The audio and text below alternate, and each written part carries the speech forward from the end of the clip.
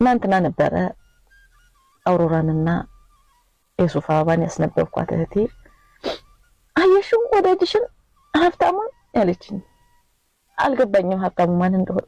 ሀብታሙ ማን እንዴ ብላ ስትነግረኝ ነው የታየሽው አልኳት። ወይ ጉድ ሰሞኑን እኮ ብላ ስታስረዳኝ እኔ ሰይፉ ሾው ብዙ አላይምና ሰይፉ ጋር ገባሁ። አይሚን ዩቲዩብ ላይ ሰርች አድርጌ ሀብታሙን ኢንተርቪው አየሁት። ከልብ ያሳዘነኝ ኢንተርቪው ነው።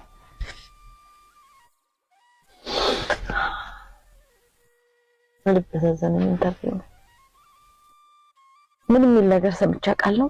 አንድ ሀገር የምታድገው ይላል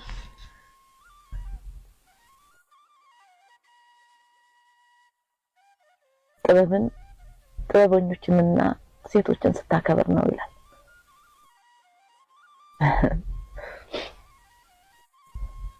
እና ያ ታላቁ ደራሲ ታላቁ ጸሐፊ ኢትዮጵያን ከትውልድ ትውልድ ያስተዋወቀኝ በስዕል በምስል እየሰራ ያሳየኝ ኢትዮጵያ ምኗ እንደተሰራ ምኗ እንደቀረ በሶስት አማራጮች አስቀምጦ በዚህ ስሜት ይሄ ይሆናል፣ በዚህ ስሜት ይሄ ይሆናል፣ በዚህ ስሜት ደግሞ ብሎ ያስረዳኝ ጋሽ ሀብታሙ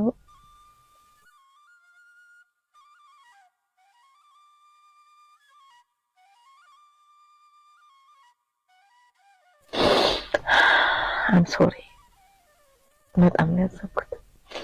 I mean for real በጣም ነው ያዘንኩት።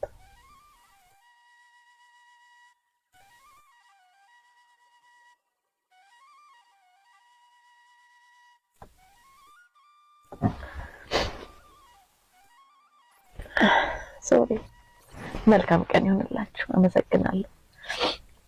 መጽሐፎቹ እንድታነቧቸው እንደገና የሚታተምበት መንገድ ሲል ነበር ሰይፉ። የሚታተምበት መንገድ ካለ የሚሸጥበት መንገድ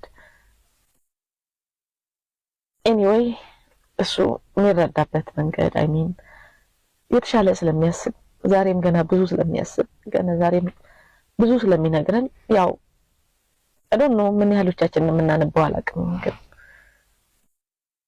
አትሊስት ለልጆቻችን የሚቀመጥ ጥሩ ነገር ስላለው ምን ልናረግበት እንደምንችል ምን ልናረግለት እንደምንችል ሁላችንም ተባብረን ማለት ነው ብናስብበት ለማለት ያህል ነው። አመሰግናለሁ።